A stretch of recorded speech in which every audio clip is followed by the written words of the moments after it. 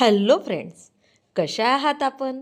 आणि माझी मोदकाची ही सिरीज मी चालू केलेली आहे गणपती बाप्पासाठी, ही सिरीज आपल्याला कशी वाटत आहे हे आवर्जून नक्की मला कळवा.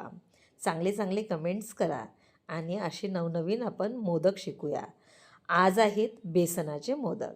त्यासाठी मी 2 वाट्या बेसन घेतलेलं आहे मध्यम आकाराच्या वाटीने, आणि त्याच वाटीने 1 वाटी तूप टाकून खमंग असं बेसन भाजून घेतलेलं आहे.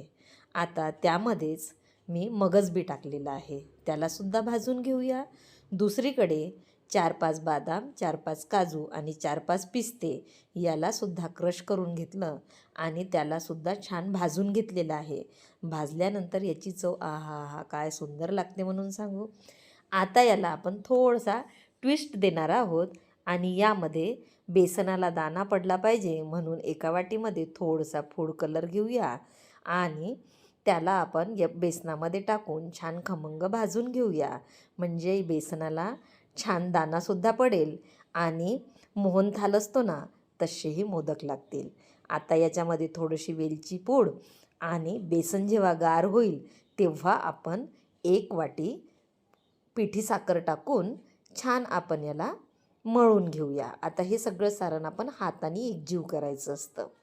आता हे एकजीव झालं की आपण आता मोदक वळायला घेऊया. त्यासाठी मी मोदकाचा साचा घेतला आहे आणि त्यामध्ये हे सगळं सारण भरून आपण असे खूप मस्त आणि झटपट होणारे हे मोदक आहेत आणि खायला तर एवढे टेस्टी लागतात म्हणून सांगू.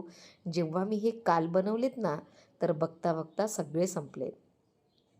2 वाट्या बेसन आणि 1 वाटी पिठी साखर यापासनं किती मोदक बनायला पाहिजे? अहो, बघता बघता 20 मोदक बनलेत आणि एवढे सुंदर झालेत म्हणून सांगू की हे मोदक तर नक्कीच गणपती बाप्पाला आवडतील, या शंकाच नाही.